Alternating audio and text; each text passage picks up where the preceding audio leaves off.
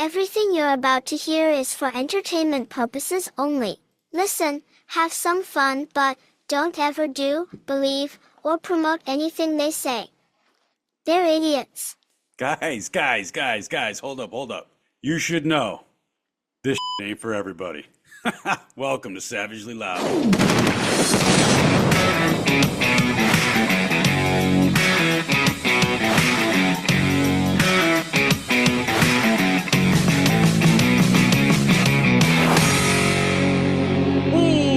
What's happening, people, guys? Welcome back to the show that understands that facts divided by feelings equals failure. I'm Cliff, I'm your host, and today we're going to talk about quality of life and what that has to do with business.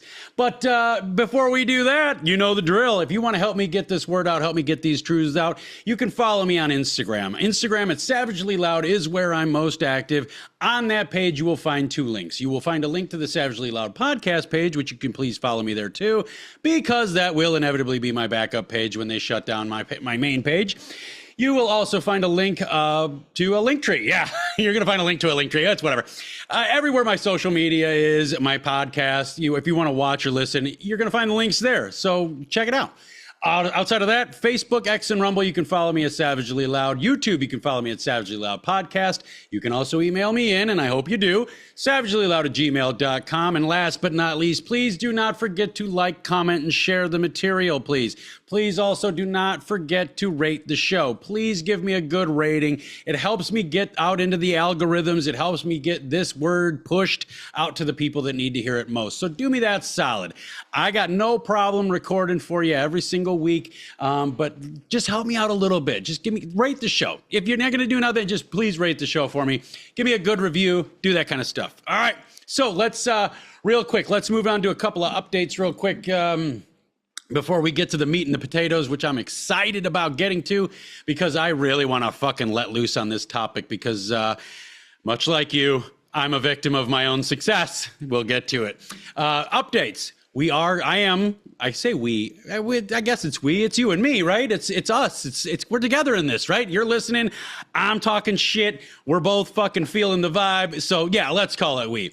We are going to be moving to a 2-show a week platform format, all that kind of shit. We're going to do that next week, okay? So starting next week, I am going to have 2 shows a week for you. We are going to be moving from a Wednesday release, though, to a Tuesday and a Thursday release, because, well, let's face it, if you release on Wednesday and then you release on Friday, it's a death sentence for the episode. So we're going to move to Tuesdays and Thursdays. Don't forget to stay tuned. If you hit those notification bells, you'll get all that kind of stuff when I release my episodes, and we can have a good time listening together. The way I am going to structure the show is the first episode of the week, or one of the episodes of the week. I don't know if it'll be the first or the last. One of the episodes of the week is going to be a solo run. It's going to be me just talking to you and I having this conversation. And the second show is going to be a guest show. Now, for weeks I don't have a guest, I do believe I'm working on it. I'm working on it right now. He's been on an episode that you haven't seen yet, but it's coming up. I'm working on getting a guy in here, so if I don't have another guest, we can get him in here and we can do the second show together. We just recorded an episode. We had a really, really good vibe together. He's very intelligent. He's very aware of what's happening in the world, and he's not afraid to talk his mind, which is what is exactly necessary in this show. We can't have any fucking spineless cowards on this show. So moving forward, it's only going to be bad motherfuckers. And he is one of them. I'd give you his name, but you haven't seen the episode yet, so I want you to see the episode before you start making assumptions and getting your hopes up and all that stuff, because we haven't quite worked this out yet, but I think it's going to happen. I think it's going to roll that way. Outside of that, we're working on the website still. It's a long process to build a website in the background. You know what I mean? Like when you're not paying somebody to build that motherfucker, it's a long process. So it is in the works. We are actually working on it. We're not just telling you we're working on it. We are actually working on it. When it comes to the gear, I know you want that shirt. I know you do. You tell me every single day that you want that shirt that I already released, that I released the image of, okay? The pre-release image. It just says, fuck your handouts in a really cool way. I know you guys want that shirt. It is on its way. I also am in the current process of designing some other shirts. I want to kind of launch this line with a couple of different options. I've done clothing brands before, so you know. I've done 2 other clothing brands before, and I have learned what there is to learn about opening a clothing brand and having a clothing line. So it doesn't. We have to take our time with this. I'll give you an example. My first clothing brand, I wanted to hit the ground running. I wanted to be one of the biggest, baddest motherfuckers out there from day one. So I released. Those of you that know, you're gonna put your head in your hand and you're gonna laugh and half cry. I opened the business and I did a 26 shirt design release. Okay, yeah, 26 shirts I released. And not only were there 26 different designs, I offered them on multiple different color shirts, each one of them. So I had like 120 something fucking different options for a brand new business. I never sold a shirt once in my life. I just knew what I wanted to look like, and it didn't work out. I failed hard on that one. And so we learned, right? That's the most important part. We fucking learned. But that has a lot to do with what we want to talk about today. And because we talk a lot about the quality of living here in America, whether it's political, whether it's race-based, whether it's culture-based, ideology-based, anything like this. We talk a lot about the quality of living here in America, and we haven't touched on businesses yet. And we're going to touch on them. We're going to touch them really fucking hard in all their specialist spots, because I'm fucking done with the way business works in America, and I'm sure you are too. And once we get into this episode, I know you're gonna fucking feel me. So, that all being said, let's get to the fucking meat and the potatoes here. Let's get to the fucking, to the chewables of this fucking topic, okay? So really, I mean, honestly, the whole idea that I'm approaching this episode with is I'm 43. Growing up my whole life, I was told most likely what you were told if you're my age, or maybe slightly younger, but definitely older. You heard the same shit. What'd you hear growing up? You work really hard, you get really good, and you go fucking places. That's what we heard. We heard if you work really hard and you become the best, you get to move up. You get to go places, you get all these promotions, you make all this money. And then as we grow up, what do we find out? We find out it's all bullshit. It's 100% bullshit. Because the fact is that if you work really fucking hard, if you work harder than everybody around you, and you get to be the best at what you do, what you get to do for the rest of your life is exactly that. Because whatever company you work for is not going to allow you to move forward because they need you in that position. And here's the kicker, is that the better you get, the tighter the cuffs get, right? If you're in a position, let's take me, okay? I'm a body man, right? I started out as a heavy equipment mechanic, and then I went into building hot rods and custom cars and shit, and that's what I do. And now I build old shit and I fix new shit. I'm one of the best there is with fucking cars on this planet. I don't give a single fuck who you are. I will hang with you. I don't give a single fuck what kind of car it is. I will build it. You can give me a brand new German car, or an ancient American car, or a mid-century Russian car in cases, in boxes. And I guarantee you, I will get it put together. And it will be fucking pristine when I'm done. I am one of the fucking best. I'm awarded. We've already been through all this shit. We've seen the pictures of some of my bigger builds. We've done this. But as this position has progressed in my life, or I shouldn't say that, because anything but the position has progressed. Well, as I have progressed in my skill set growing up, all throughout my life, I've become the victim of my own success. I'm really good at this thing, so they make me do that. And then they find out I'm really good at this, so they make me do that. Then they find out I'm really good at this, and then they make me do that. Then they find out that I don't want to do any of that anymore. Maybe I want to move into the office. Maybe I want to be a service writer. Maybe I want to be an estimator. Maybe I want to be a production manager. I've had this fucking wrestling match over and over and over again, because every single time it comes to me wanting out of the fucking shop, because the way I look at it is the way I was taught. You work really hard, you become the best, and then you get to fucking do something else.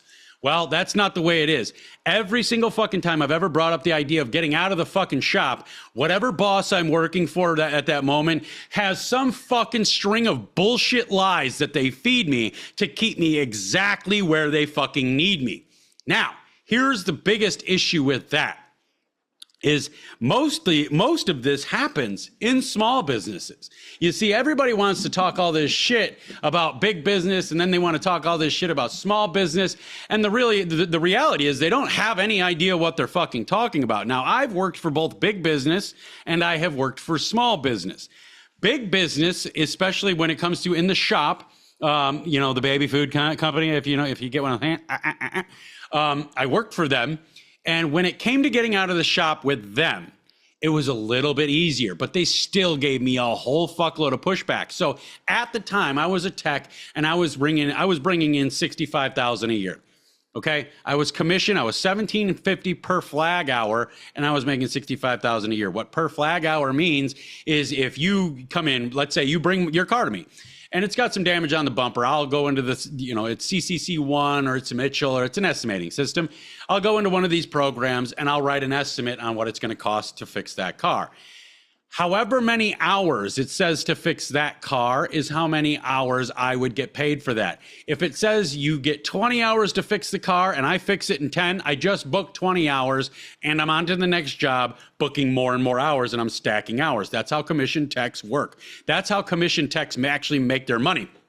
They get paid an exorbitant amount for the one job, and they do it really fucking quickly so that they're still getting paid on that job while they're doing another job. And if they get that job done, now they're getting paid for 3 jobs while they're doing another job. So it stacks pretty fucking quickly.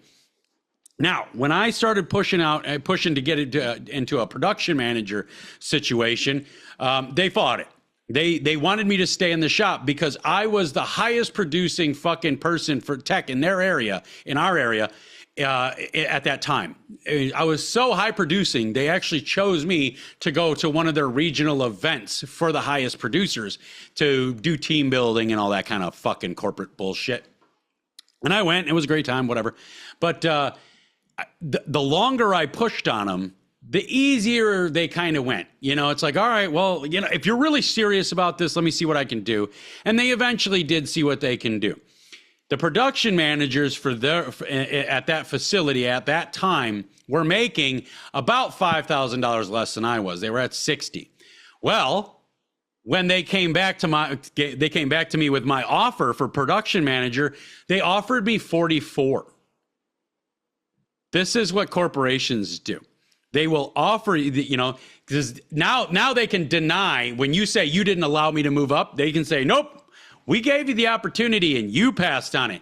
Well, you gave me the opportunity for $10,000 less than they're supposed to start at. So what the fuck are you doing? It's all rigmarole bullshit. It's fucking smoke and mirrors. It's shadows and lies. It's them doing whatever the fuck they have to do to keep you wherever the fuck they want to keep you. Now, when we move to small businesses, we see a lot more of that not going to go anywhere. Let's just call it that. You see a lot more of you're not going to go anywhere. Because the problem with small businesses in America, to which I am a business owner, and I will say this fucking truthfully and honestly, the problem with small business owners is small business owners have a tendency to not want to grow. They don't want to, it's not that they don't want to grow as in on a monetary level. They want all the money, but they don't want to really do all the work. They don't want to go through the hiring process for yet more people so we can get more money. They don't want to do any of this. Most small business owners in America are only looking to get out of their own day job. That's why they start the small business. And then once that business takes off good enough, or unless they buy a fucking already operating business, once that business takes off well enough for them to live the lifestyle they want to live, full stop. All fucking brakes are locked up. This motherfucker is not going anywhere further than it is right now. Why?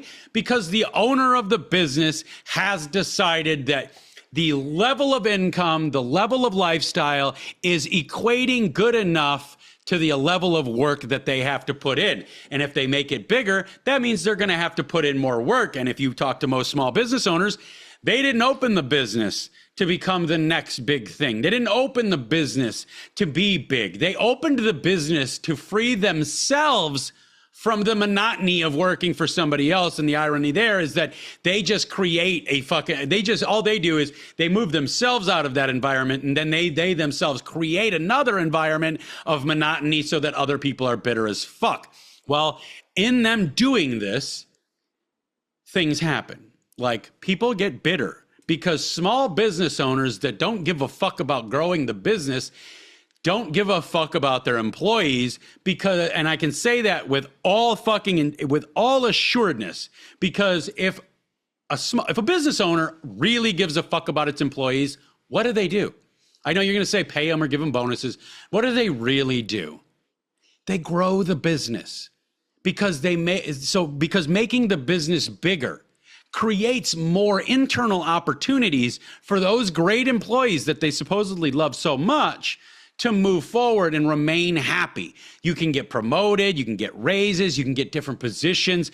This is what good business owners do when they actually give a fuck about their employees. But most business owners, and I know you motherfuckers are all offended right now, but if you just put your bias away and you look at the facts, I'm right, and you know I'm right. But because most business owners in America, they don't give a fuck about their employees. All they give a fuck about is breaking themselves away from the monotony and hopefully freeing their finances up enough to live a little bit. Once they achieve that, it's full stop. Fuck everybody that works for me. If they don't like it here, they can go. If they want a fucking promotion, there's the fucking door.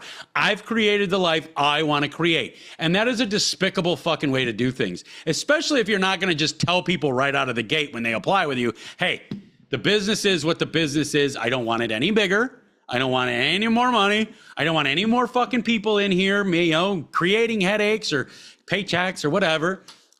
You got to let these people know that you have given up, because as a business owner, that's the way I look at things is when I walk into a business that has stagnated for fucking 10, 15, 20, 30, 40 years, I see business owners that absolutely give zero fucks about their employees.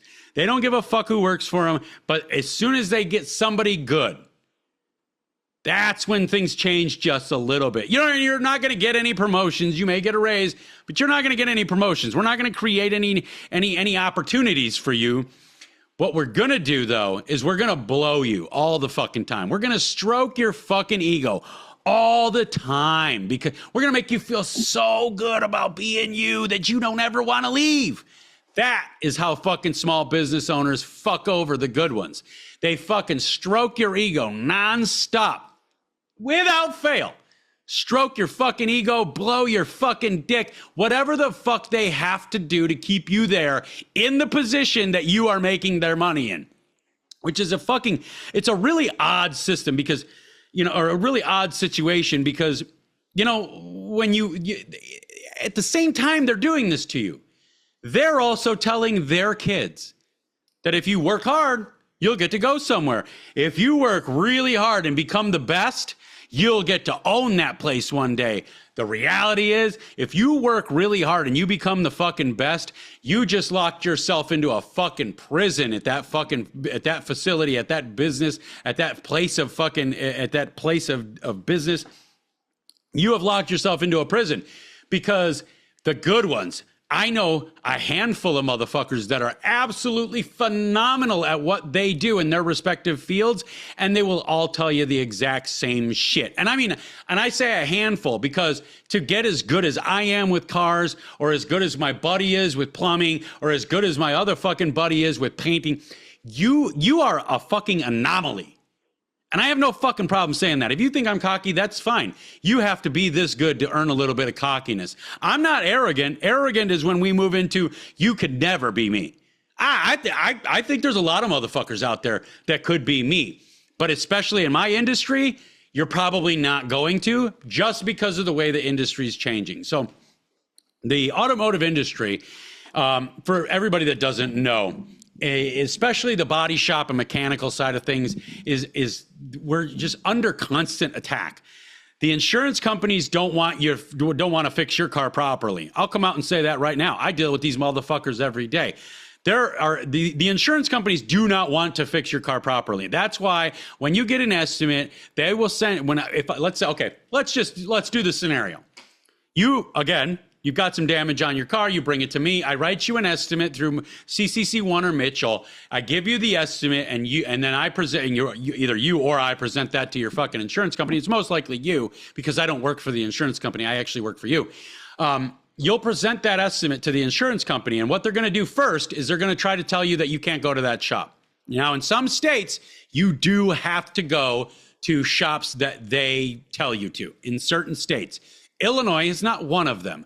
But in every state, they will tell you to go to their preferred facility. That's what they're called, preferred shop, preferred facility. And why the reason they're preferred is because those fucking facilities have agreed to work for such a cut rate that they will shovel business in through the doors, knowing that it's going to cost them less all the way along the fucking journey, especially in the long run, because these fucking butchers and hacks, which is what they are, butchers and hacks will work for so fucking cheap. Well, now, at that point, you tell them, fuck you, I don't have to go to the shop you want me to go to. Not in the state of Illinois, at least. In some states, you do. Let me reiterate that. But in state of Illinois, you can say, fuck you, I don't have to go to that shop, and you will have a fight on your hands. They will do whatever the fuck they can do to get you to that fucking shithole piece of fucking disastrous nightmare, embarrassing fucking shop ever. They're gonna do whatever the fuck they can do to get you to that shop. Well, once you refuse to go to that shop and then that fight ends, they will finally start getting fucking things scheduled, getting things rolling. They're finally going to start honoring the estimate. However, what's going to happen now is they're going to send me the estimate. Once I send them the job, I send them the claim, I send them the assignment, which means I'm working on the car at my facility. Then they're going to they're going to critique the estimate, they're going to cut it in half, and they're going to send it back to me. The way most people write their estimates is we write with OEM parts. OEM is original equipment from the manufacturer, right? It's what your car came with. But what insurance companies will do is they will take all of that OEM parts off because it's more expensive. They're 1,000 times better quality. They're thicker metal. They're bent better. They're fucking everything about OEM parts is astronomically better than what we call aftermarket parts. Aftermarket parts is your Tong Yang. Yes, that's a real company, and it's gigantic. They make fucking body panels for cars.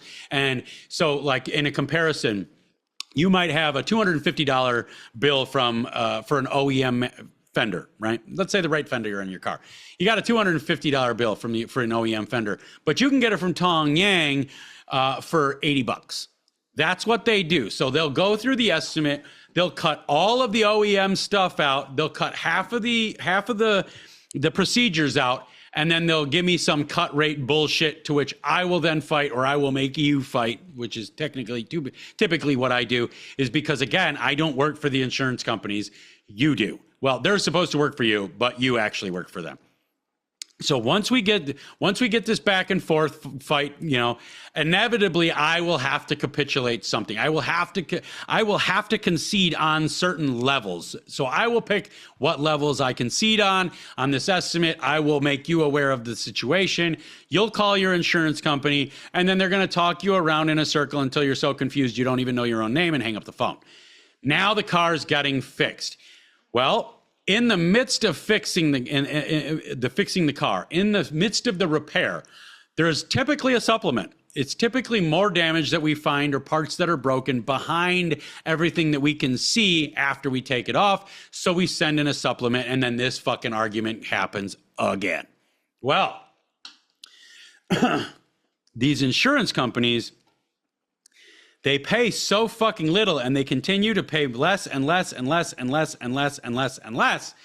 And what that does to the good techs is it makes them leave. So instead of having good techs leave, what places will do is, like I said, they'll stroke your fucking ego. They'll give you raises as long as they can. But in our industry, there's a cap. It's unfortunately there's a fucking cap on what you can make. It gets a little bit bigger in certain divisions of my industry or certain facilities, certain aspects, certain places like dealerships. You can pay more. Union shops, you can pay more. But most of the time, you're not going to find a union body shop because insurance companies won't pay that rate. Well, this pisses people off, and then they go whining at the boss. And then the boss, instead of doing what he should do, instead of doing what he absolutely should do or what she absolutely should do, and that's work with you to create an environment that's happy for you doing the work, they will actually just try to blow you, and so that you forget about how miserable you are. They don't do much outside of that. You know, they might throw you a couple of $100 here and there, but you know, it's like, okay, you gave me $1,000, like you gave me $2,000. Even if you gave me $5,000 bonus, I made you literally millions of dollars this year, and you threw me a couple of grand. Like, just keep it, stuff it up your ass, keep it warm for me if I ever decide to just forego all of my skills and land on the fucking street. Thanks for spitting in my face. But that's the thing, okay? So my industry, there's a cap on it. It's run by every other fucking thing, and every other company, especially the insurance companies and the banks, because, well, business owners failed. This is why the insurance companies in my industry are able to push around shops. It's because the owners of those shops have failed their employees. They didn't fail the customer. They didn't fail themselves. They didn't fail their husbands. They didn't fail their wives or fucking kids. They failed their employees, because the reason they don't push back is because their paycheck doesn't change. Their comfort level doesn't change. Their freedom to come and go as they please doesn't fucking change. What changes is your fucking paycheck, especially on commission-based techs. These fucking insurance companies cut the fuck out of everything, and that means your paycheck got cut. Not their paycheck, your paycheck. Their paychecks still remain the same. If the fucking general manager of a $1 billion auto body shop, if the general manager's sitting there and they're making $150,000 a year, the insurance company's going to cut their rates, and they're still going to make $150,000 a year. It's the techs that are going to go from $65,000 to $60,000 to $50,000 to $42,000, and so on and so forth, because they're not losing. They don't fight. These people, these managers of these big corporations that fight with the insurance companies, and this is every industry, not just the automotive industry. Look at fire. You know, all these companies that have to go clean up fire places that have been burnt down. They got to go clean it up. They've got to fight with the insurance company on how they're going to get it done for the amount of money that the insurance company wants to pay. I don't know how it works, but I don't know how it got to this point.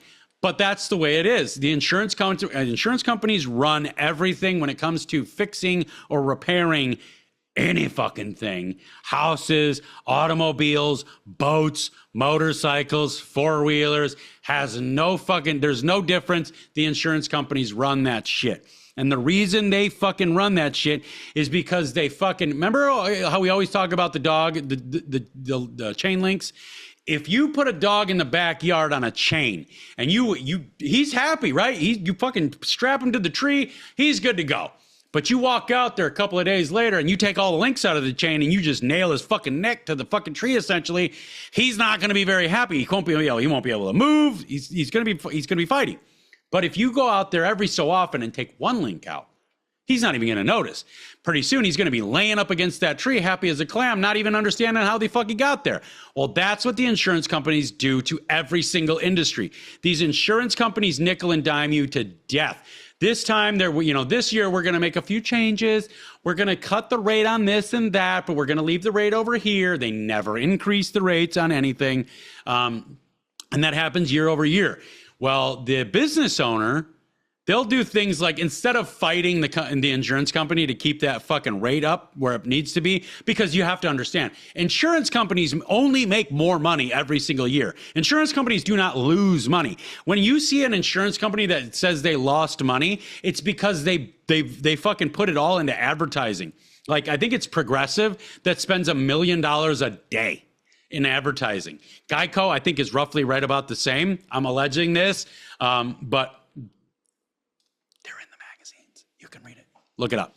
But when you've got insurance companies that are spending $1 million a day in advertising, but they're also the first in line to tell you that your car's not good enough to fix, What are you supposed to fucking do?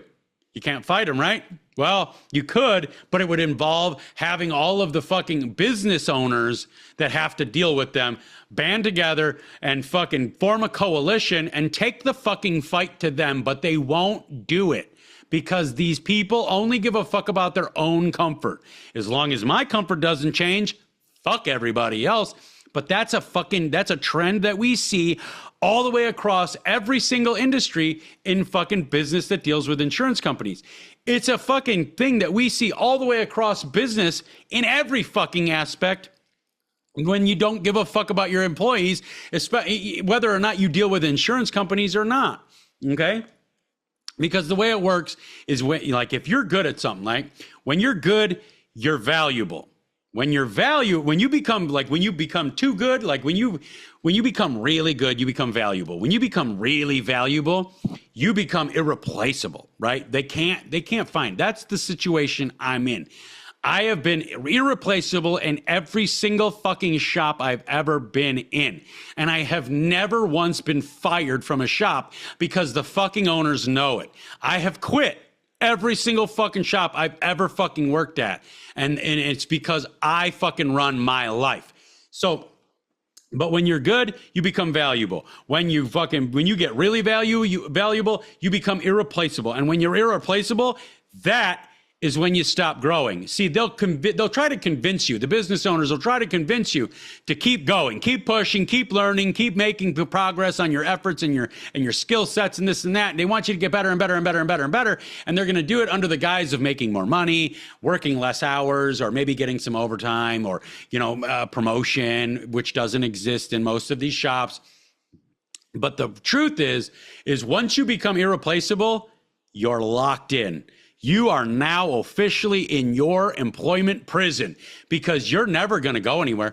Think about it this way. If you had a business and you had somebody that was so fucking amazing at everything they fucking touched that it made you so much fucking money and they did it for just a little bit of money, would you want to get rid of them? Would you want to take them out of the position that they are fucking making you all your money in and put them somewhere else? Fuck no, you wouldn't. Good managers, good leaders, good owners do. Good fucking owners, good managers, and good leaders, they appreciate the good people and they will do what it takes to keep that good person in their business regardless of what position they're in because they know that the effort and fucking time and quality that they put into the job that you want to lock them into, they will put that into other fucking positions if you allow them the opportunity. And they're even going to do even better because opportunities, they don't just march up to you. They're not everywhere, So if you provide an opportunity for growth within your company to your best people, they will only become more and more and more fucking loyal to you to the point where they'll fucking fight for your business. They will treat that business like it's their own and it's the last meal that they'll ever have unless they win this battle. But most business owners aren't good. Most managers aren't good. Most leadership and leadership teams are fucking piss poor motherfuckers that only give a fucking crap about what they give a crap about. Their life, their paycheck, their standard of living, their comfort. That's it. Everybody else will they'll throw you right into the fucking flames if they saves their position. And this is the problem with what we're seeing now in the fucking age demographics, right? Again, I'm 43. How many times have you heard somebody in my age demographic bitching that the young kids don't want to work? How many times have you heard old men, old women just talking all this fucking shit about how the young people just don't want to work anymore? All the fucking time. But here's the key. It's not quite as bad for their side. I mean, meaning the young people. It's not quite as bad for their side as we would have you believe it would be when we're bitching, right? These fucking kids never fucking want to get anything done. They don't want to fucking work. They don't want to do anything for their money. We taught them that. They're doing it better than we are. I would argue that the young kids that quote unquote, air quotes, don't want to work are doing life better than we are. Why? Because they learned what we didn't learn. They learned what generations of us didn't fucking learn. We have for generations been lied to our faces about this fucking notion that if you get really good at something, you get to do something else. That's all bullshit. This idea that if you get really good at something, you become the best, you get promotions and you get more money. It's all bullshit. 100 fucking percent bullshit. And not one single fucking generation up until my generation has learned that. But these new fucking generations, these younger kids, they learned it. Let me give you an example. My job, in order to do my job throughout the course, now it's not in order to do my job currently, but in order to be as good as I have become, I have had to buy and buy and buy and buy and buy tools and equipment. I have over $250,000 in tools and equipment. My toolbox alone, one of them, was $30,000 empty. It's a Snap-on 3-bay Elite Series top and bottom box with fucking both matching lockers. It's fucking midnight blue. It's got the number 1. It's legit shit. It was $30,000 empty in 1999. They're only more expensive now. That's only one of my fucking toolboxes. All of the shit in it, I mean, one wrench set is fucking $2,800. $3,000 on one wrench set. And I've got, at this point, 7 or 8 different wrench sets. Now, many of them are smaller in price, but man, I gotta have them. Fucking all my impacts. We use impact wrenches. It's the ones here, and it takes wheels off and shit. You know, I've got multiple impacts. I've got a 1-inch long nose impact that costs me almost $2,000, an IR long nose 1-inch impact. Almost $2,000. I got a 3/4 inch Snap-on, almost $1,500. I got a 1/2 inch IR and a fucking 3/8 Mac. All of them, almost $1,000 each. Those last couple. That doesn't even fill a drawer. And I have to have multiple toolboxes because all my drawers are full. And before you go any further, all you techs out there, I'm not one of you fucking clowns that buys a screwdriver set with 5 screwdrivers in it in a plastic bin this fucking big, and I leave it in the bin and put it in the drawer. No, you guys are fucking tools. You motherfuckers out here that, I gotta get a bigger box because I don't have enough room. I've got so many tools. Take all the fucking plastic bins out from your wrenches and your screwdrivers and your fucking pliers and your all that shit. Take all the plastic trays out of your fucking toolbox. I'll bet you fill half that motherfucker. But I digress. That's a hot topic for me because I've had fucking many arguments about that shit. But it costs me so much money to do my job. It has costed me over $250,000 to learn to be this good. Meanwhile, I make almost my week paycheck on Facebook, just posting videos. Like, I really do. That's only Facebook. I pick up my phone. I talk a little bit of shit for less than 3 minutes, sometimes 15 seconds. And I make my fucking week paycheck. That costs me $250,000 to get over the course of 30 fucking years. You're going to tell me it's a smart fucking endeavor to spend $250,000 to do a fucking job when you could just talk shit to a phone and make the same money? All you motherfuckers out here that are talking shit about the influencers on the internet. Now, mind you, I'm not trying to be an influencer on the internet. I've got some fucking truths that we need to talk about to fix this world. And it just so happens I might get a little check for them every now and then for my opinions. But you guys want to talk all this shit about how everybody just wants to be on the internet. Everybody just wants to be an influencer. Why fucking wouldn't you? Why wouldn't you want to be a fucking influencer? Why wouldn't you want to be the motherfucker that makes millions of dollars a year because you make fucking videos with the phone you would have bought anyway? Why would you want to trade in, let's just say $1 million a year? Why would you want to trade that $1 million a year that you make talking shit into a phone screen for a fucking job that pays you $30 an hour, $20 an hour, even $50 an hour, but you got to spend $250,000 to fucking do it? Where's the intelligence there? Let's go college shit. You know, oh, you want to fucking, oh, we gotta get you into college, get you those high paying jobs. You know, most people that graduate college end up in a $65,000 a year job. $65,000 a year job trying to pay off multiple hundreds of thousands of dollars in debt. Tell me how much sense that makes. Tell me how much fucking sense that makes. These young people have figured it out. And I think truly, it's just our bitterness coming out of us in a manner of anger because they figured out some shit that we couldn't figure out. We didn't figure it out. People my age, we didn't figure it out.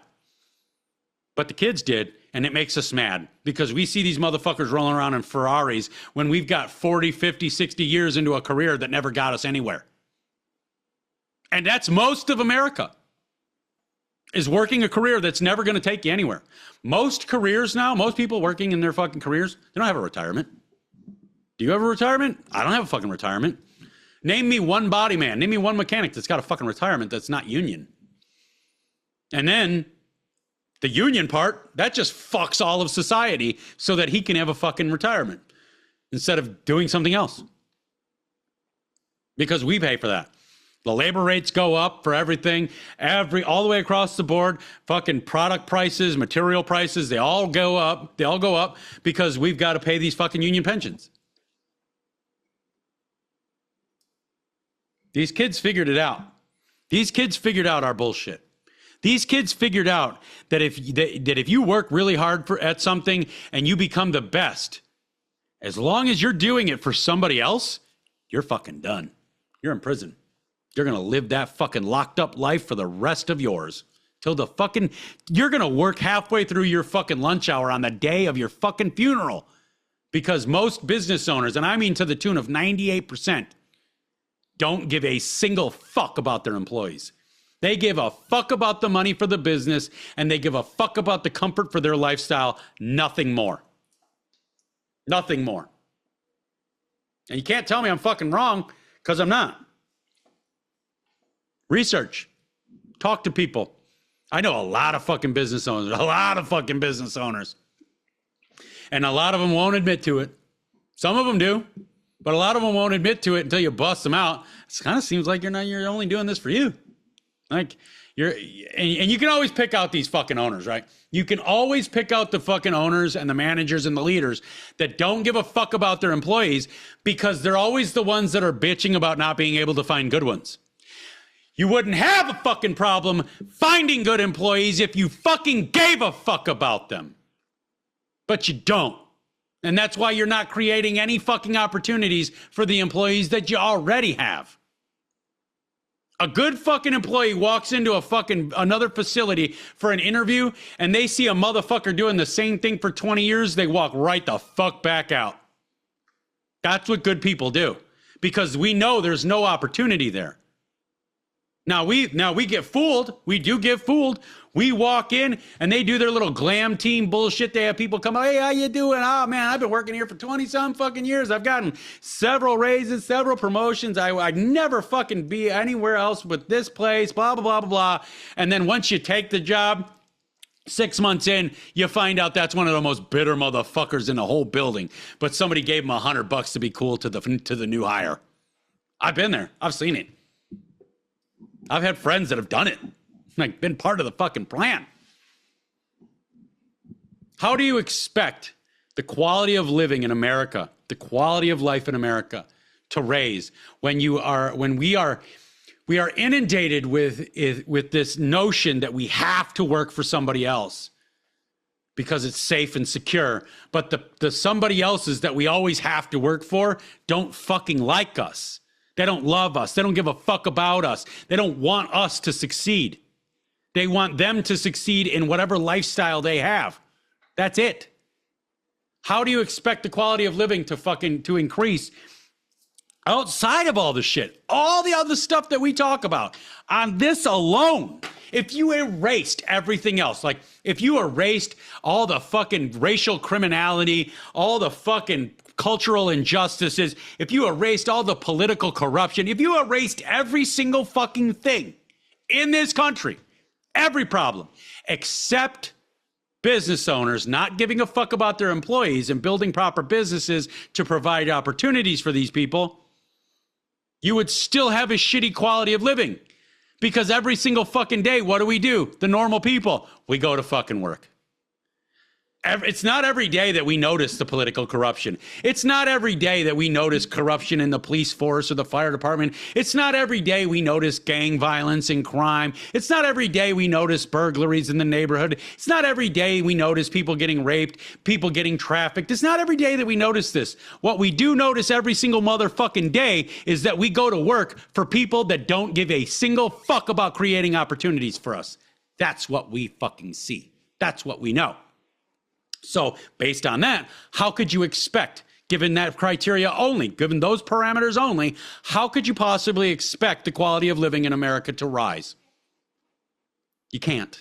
It's a fallacy. It's a fucking dream, and dreams don't come true.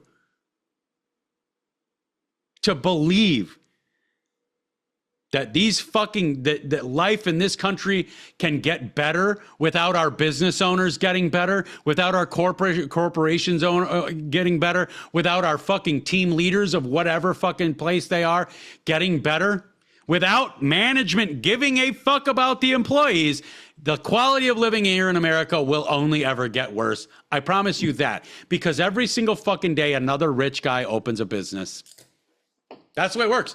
Every single fucking day, another rich guy opens a business. And the problem with that is that every single fucking day, a poor guy opens a business too. But that rich guy works real fucking hard at putting that motherfucker out of business, because we live in a society that condones crony capitalism, which is a whole nother episode. We won't get into it.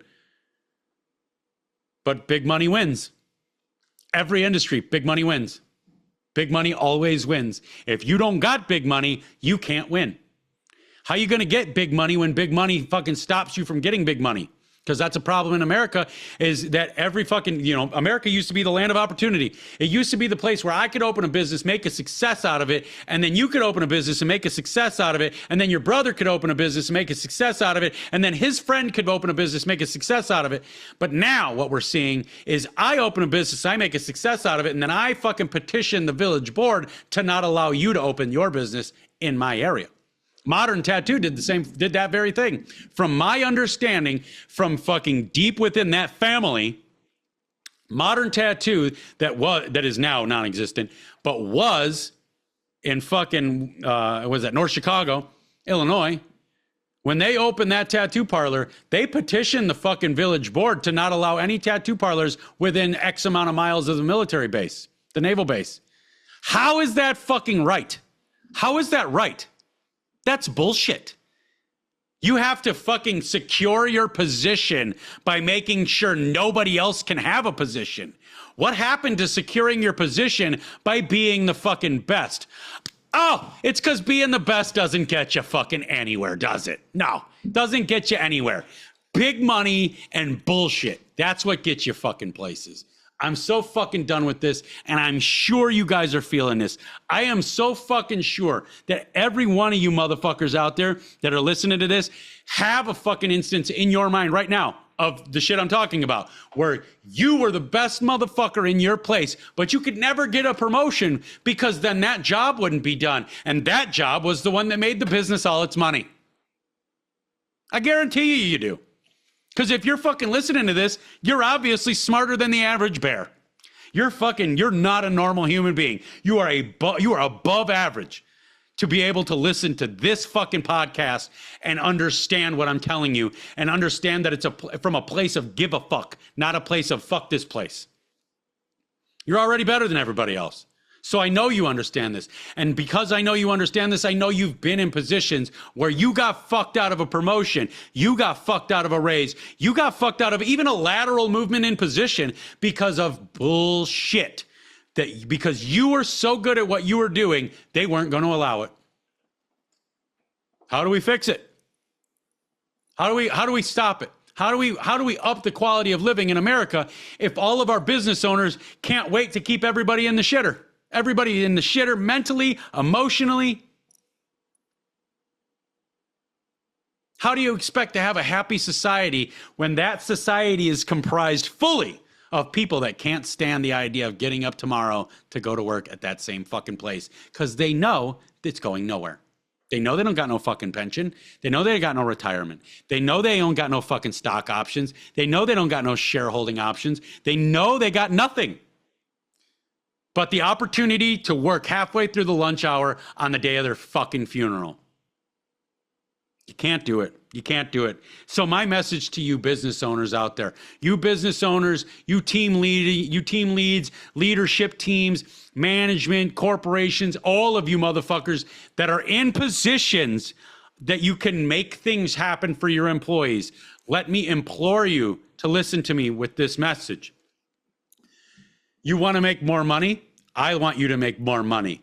The way you make more money is not by fucking your best people. The way you make more money is not by making all of your employees bitter as fuck about going to work because they know there's no opportunity. So do that. Do the opposite of what you've been doing. Create opportunity. You want the good ones to stay? Create opportunity for them. You want new good ones to come in? Create opportunity. Do you want a fucking workforce that is comprised fully of bad motherfuckers? Create opportunity. And that opportunity doesn't necessarily need to be promotions. It can be raises. As long as there's not a salary cap, there's opportunity there. But that's going to involve some work on your part, especially if you're a business that deals with other businesses to make some money, like insurance companies. You know, whether you're healthcare, your auto care, your whatever the fuck you are, home care. If you deal with insurance companies, it's going to involve you fucking grabbing your balls and walking them over to the fucking office of the local insurance rep and fucking getting in their goddamn face, talking about how we're not going to be dealing with this shit. Get that fight to the top of that list, the top of that ladder, but you won't fucking do it because you fucking spineless fucking cowards are only worried about you. That's why we see businesses fail in America. Not the only reason. There are fucking other reasons, but I would fucking stake my fucking testicles right now on the fact that most businesses in America that fail because the owner failed them. The owner failed their employees. The owner failed to do anything to grow that business past what they were comfortable with. And that is what murdered the fucking business. Their own fucking failure. So business owners, I'm going to close this out. Start giving a fuck about your employees, and you'll never have to piss and moan to any of your buddies about how nobody wants to work. No, you can't get no good help. We can't find the guys. We can't find the women. We can't find the help. You'll never have to have those bitch sessions ever again if you start giving a fuck about your employees. Now, like always, with every single show, we get heated, right?